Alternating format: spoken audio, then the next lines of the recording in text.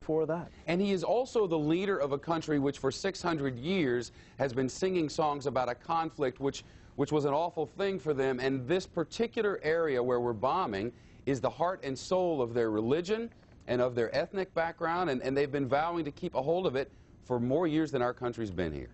Well, that's right, and that's precisely the problem with the present policy. I think it is having the effect that Milosevic has in mind. It is driving Serb nationalists into his camp.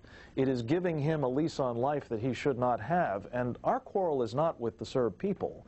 I think the Serb people have been terribly misled about what's going on here. They've been fed a steady diet of propaganda by Milosevic that all leads them to think that they're being massacred, not that their forces under Milosevic are doing the massacring. And our policy, I think, should be aimed at trying to ensure that A, they get the truth, and B, that we are differentiating the kinds of efforts we're making, military, economic, diplomatic, political, whatever, at removing the dictator that most of them would like to see go away just as much as we would. John, on the Fox line in Ohio.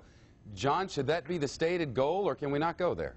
Well, I don't think we can go there. Frankly, I think that the president is mentally unstable.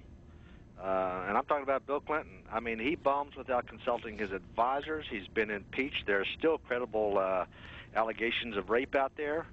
I don't think we want to go there right now, but certainly there are a lot of people across the country who are questioning not so much has happened so far, but more what may happen next. For instance, if the bombing, sustained bombing, similar to what we've had in Iraq, doesn't escalate enough to make the fighting over there stop, what's our next plan? I mean, after you've started bombing and you've said, Frank, that your goal is to make their fighting over there stop and the bombing doesn't work, then you have to reevaluate. If you pull out and just say, okay, that didn't work, there's egg on your face, and if you move troops in, well, you have a whole new set of problems. That's right.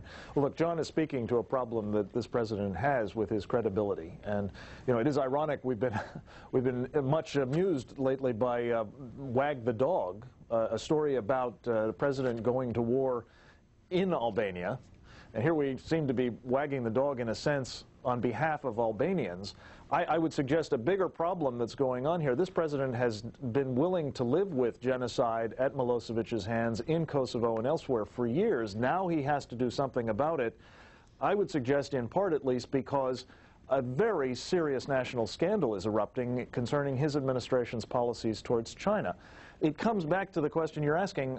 We don't have a policy towards ending this conflict on terms that will be satisfactory to us, except hoping that this bombing campaign will somehow make Slobodan Milosevic into something he's not now. That's very unlikely.